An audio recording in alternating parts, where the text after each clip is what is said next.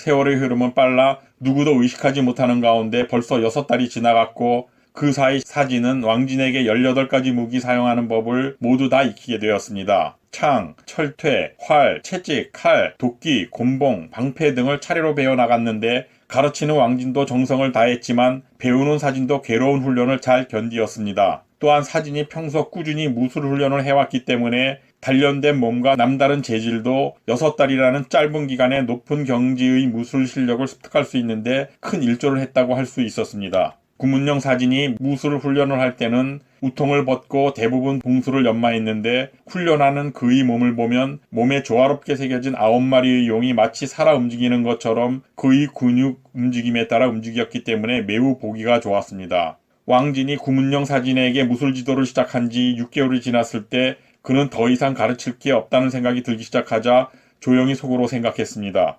지금처럼 이 장원의 사진과 그의 부친에게 대우를 받으며 지내는 게 노모에게도 좋고 자신은 편하기도 했지만 너무 오랫동안 시세를 지고 있는 것은 도리가 아니라고 생각되었습니다. 이런 생각이 들자 왕진은 사진을 불러 더 이상 이 장원에 머물며 신세를 진다는 것은 도리에 어긋나는 것이고 거기다 더 이상 가르칠 것도 없기에 조만간 여기를 떠나 처음 계획했던 연안부로 가겠다는 생각을 전했습니다. 그러자 사진은 물론 그의 부친인 사씨 노인까지 펄쩍 뛰며 그런 생각은 하지 마시고 계속 여기서 머물면서 더 많은 무술을 가르쳐 주시고 노모의 병환도 치료하셔야 한다고 극구 만류하고 나섰습니다. 특히 구문영 사진은 그냥 장원에 계시면서 더 지도해 주시고 자기가 두 분이 돌아가실 때까지 정성을 다하여 모시겠다고 떠나가겠다는 왕진을 극구 만류하였습니다. 그러나 왕진은 흥분하여 펄쩍 뛰며 만류하는 사진을 안정시킨 뒤 조용히 앉아 그에게 말했습니다. 그동안 내가 우리 모자를 돌봐준 것만으로도 도가 지나칠 정도로 충분하다. 더욱이 그 고태위란 자가 사람을 풀어 나를 잡으러 여기까지 오게 되면 너와 주인장 어른신까지 얽혀들까 심히 걱정이 된다. 따라서 내가 여기에 더 머문다는 것은 한마디로 온당한 짓이 못 된다. 그러니 나도 한시 앞이 연안부로 가서 노충 경락상공이 계신 곳을 찾아봐야겠다. 그 지역은 국경지역이므로 나 같은 사람이 할 일이 꽤 많을 것이기 때문에 거기로 간다면 나와 모치 마음 놓고 지낼 수 있을 것이다. 왕진이 이렇게 말했지만 사진과 그 부친은 여전히 그를 만류하였고 왕진은 끝내 생각을 바꾸지 않았습니다. 왕진이 뜻을 굽히지 않자 사진과 부친은 큰 잔치를 열어 떠나는 왕진을 대접하고 비단 2필과 화은 100냥을 사례로 내놓았습니다. 왕진은 이미 떠나기로 마음먹었기 때문에 더 이상 지체하지 않고 바로 다음날 간단한 짐을 꾸려 등에 지고 말고삐를 잡은 채로 사진 부자와 작별을 나눈 뒤 노모를 말 등에 태우고 연안부를 향해 길을 떠났습니다. 구문영 사진은 스승이 떠나는 길에 머슴들에게 짐을 지게 하고 심리나 배웅을 나갔다가 눈물로 작별을 나누고 돌아왔습니다. 여기서 왕진에 대하여 잠시 생각을 해보고 넘어가기로 합니다. 사실 왕진은 이 수호지에서 108명의 별자리에 속한 주인공도 아니며 단지 수호지라는 소설의 시작과 고구 및 사진의 존재에 대한 두각을 위해 잠시 등장한 인물에 불과합니다. 그는 사진의 장원에서 그에게 봉술 등 18반의 무술을 가르친 뒤 노모를 모시고 연안부로 떠나면서 사실상 수호지라는 소설에서 모든 역할이 마무리됩니다.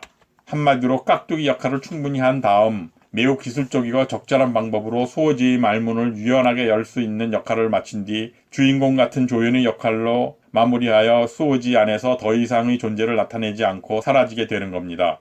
구문영 사진은 스승인 왕진이 떠난 뒤에도 한밤중에 일어나 그동안 닦은 무술을 되풀이 연습을 하거나 뒤뜰에서 말타기와 활쏘기 등을 익혀나갔습니다.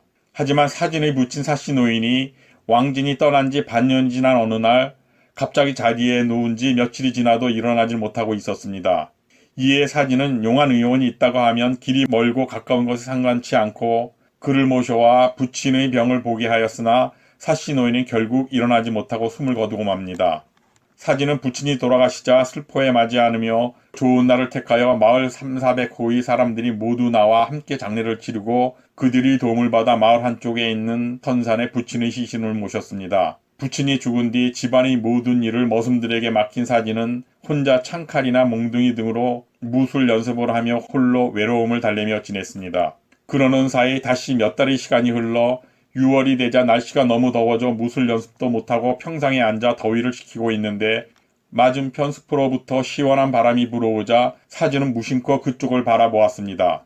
그러자 조금 멀리 떨어진 곳에 있는 소나무 뒤쪽에서 집안을 엿보는 사람이 보였고 사진은 큰 소리로 어떤 놈이 남의 집안을 기웃거리느냐 소리를 친 다음 재빨리 몸을 날려 집안을 기웃거리는 놈을 잡아채고 보니 다름 아닌 사냥꾼 이길이란 자였습니다. 이길이라는 사냥꾼은 집 앞에 있는 소화산에서 사냥을 해서 먹고 사는 놈으로 가끔 좋은 사냥감을 잡으면 사진의 집으로 가져와 팔기도 하였던 자였습니다.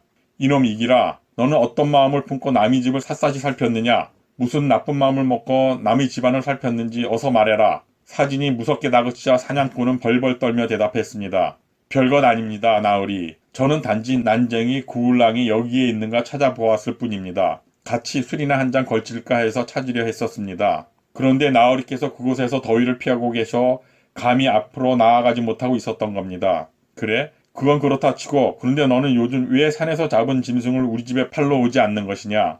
전에는 늘 꿩이나 토끼를 가져와 팔았는데 이제는 나에게 팔지 않겠다는 것이냐? 아니면 내가 돈이라도 떼어먹었단 말이냐? 평소에 이길이란 사냥꾼은 난쟁이 구울랑과 어울리는 것을 본 적이 있었기 때문에 그가 집안을 엿본 것은 그냥 넘어가기로 하고 다른 일로 따지기 시작했습니다. 사진이 다그치는 말을 듣고 난 이길은 말했습니다. 제가 감히 그럴 리가 있겠습니까? 요즘 제가 사냥한 짐승을 가져오지 못하는 것은 전혀 사냥을 못해 가져오지 못하고 있는 것뿐이옵니다. 사진이 이길의 말을 듣고 호통치듯 말했습니다. 거짓말하지 말아라. 소화산이 얼마나 크고 넓은데 사냥할 짐승 한 마리가 없다는 말이냐. 사진이 더 큰 소리로 이길을 몰아붙이자 이길이 움찔하며 억울하다는 뜻 말했습니다. 나으리께서는 아직도 모르고 계시는군요. 요즘 소화산에 한때의 도둑들이 들어 꼭대기에 산채를 꾸려 놓았습니다. 졸개가 5,600원 되고 우두머리가 셋이나 됩니다. 우두머리들은 모두 대왕이라 불리는데 첫째가 신기군사 주무라는 자이고 둘째가 도가노 진달이란 자이며 셋째는 백화사 양춘이라고 한다는 소리를 들었습니다. 그 셋이 쫄개들을 데리고 마을을 터는데 화음현에서도 그들을 못 잡아 포상금 3,000냥을 걸어놓고 있는 형편입니다. 이런 상황인데 저 같은 놈이 무슨 수로 산에 들어가 짐승을 사냥한단 말입니까? 그리고 사냥을 못하는 나으리께 무엇을 팔러 간단 말입니까? 그 소리를 듣고 사진의 목소리가 조금 풀렸습니다. 나도 소화산에 도둑대가 들었다는 소리는 들었지만 그토록 세력이 강한 줄은 몰랐다. 사람들이 많이 힘들겠구나. 어쨌든 너는 이담에라도 사냥으로 잡은 짐승이 있으면 잊지 말고 우리 장원으로 가져오도록 해라. 그렇게 말한 후 그를 놔주었습니다. 이 길은 죄 지은 것도 없었지만 달아나듯 사진 앞에서 도망치듯 사라졌습니다. 대청으로 돌아온 사진은 그 도둑대들에 대하여 생각해 보았습니다. 그러자 그 패거리들이 분탕질이 심하다면 결국 이 마을도 덮칠 것이 아닌가. 생각이 거기에 미치자 사진은 일꾼들을 불러 살찐 물소 2마리를 잡고 우리 장원에서 담근 좋은 술을 퍼내 여러 사람들을 대접할 준비를 하라고 지시했습니다. 그리고 일하기 전에 태워 귀신에게 도움을 비는 순류지 100장을 태운 뒤 머슴들을 풀어 사가촌 사람들을 불러 모았습니다. 여기서 순류지라는 것은 종이로 만든 가짜 돈을 말합니다. 오래지 않아 거의 모든 사람들이 사진의 장원으로 모여들었고 그는 모여든 사람들을 나이순으로 앉게 하여 그들에게 먼저 술을 한 잔씩 돌리며 말했습니다. 제가 소화산에 도둑대가 들어 마을을 턴다는 소리를 들었습니다. 그들이 결국은 우리 마을도 털려고 덤벼들 것이 뻔하니 우리는 그것에 대한 대비를 해놓아야 할 것 같습니다. 그것에 대비해 여러분들은 모두 집에 병장기를 갖추고 있다가 우리 장원에서 대통 소리가 나면 모두 챙겨놓은 병기들을 들고 여기로 모이도록 하십시오. 그리고 다른 집에서 대통 소리가 나도 마찬가지입니다. 우리는 모두 힘을 합쳐 그들을 막아낸다면 어렵지 않게 마을을 지킬 수 있을 겁니다. 그리고 그들은 졸개가 5,600원 되고 우두머리가 셋이라고 하는데 졸개들은 여러분들이 충분히 막으실 수 있을 것입니다. 그러나 만약 우두머리 셋이 덤벼든다면 그들은 제가 알아서 처리하도록 하겠습니다. 우리들이 농사나 짓는 사람들이라 무슨 힘이 있겠냐고 말할 수 있겠지만 그러나 다 함께 모여 힘을 합친다면 산채의 졸개들 정도는 충분히 몰아낼 수 있을 것입니다. 그러니 걱정들 마시고 항상 병기를 준비하시고 생활하시다가 어디선가 대통 울리는 소리가 나면 그곳으로 다 함께 모이시면 됩니다. 그렇지 않아도 산속의 도둑대들 때문에 걱정들이 많았던 사람들은 사진의 말을 듣고 다들 한 목소리로 그가 말한 대로 따르겠다고 말했습니다. 그들은 다시 2잔씩의 술을 얻어먹고 집으로 돌아갔습니다. 그리고 다음날부터 사가천 사람들은 집집마다 대통과 창칼 등 병기를 준비해 도둑대들을 막을 준비를 마쳤습니다. 그리고 사진은 장원의 여기저기에 대통을 달고 자신은 갑옷을 준비해 도둑대가 쳐 내려오기만을 기다렸습니다. 한편 금이로 소화산 산쪽 두목셋은 무릎을 맞대고 뭔가 인원이 한창이었습니다. 두령 중 우두머리인 신기군사 주무는 정원 땅 사람으로 쌍칼을 잘 썼고 더욱이 꾀가 많아 진을 치고 작전을 세우는 데 능했습니다. 둘째 두령은 진달은 업성 사람으로 백점 강창을 잘 썼고 막내 두령은 양춘, 포주, 행랑현 사람인데 큰 칼을 잘 썼습니다. 큰 두령 주무가 다른 두 우두머리에게 먼저 말했습니다. 내가 들으니 화우면에서 상금 3,000간을 내걸고 사람을 모아 우리를 잡으려고 한다고 하네. 만약 그들이 쳐들어온다면 그들과 싸워야 하는데 그러려면 산채의 곡식과 돈이 부족해 걱정이 된다네. 어디 적당한 곳을 털어 자금과 곡식을 마련해 놓아야 하지 않겠나? 무슨 좋은 수가 없겠나? 그러자 도가노 진달이 나섰습니다. 그 말이 옳소. 우선 화우면으로 가서 양식을 빌려봅시다. 화우면으로 가서는 안 되고 포성현으로 가야만 만에 하나라도 실수가 없을 것이외다.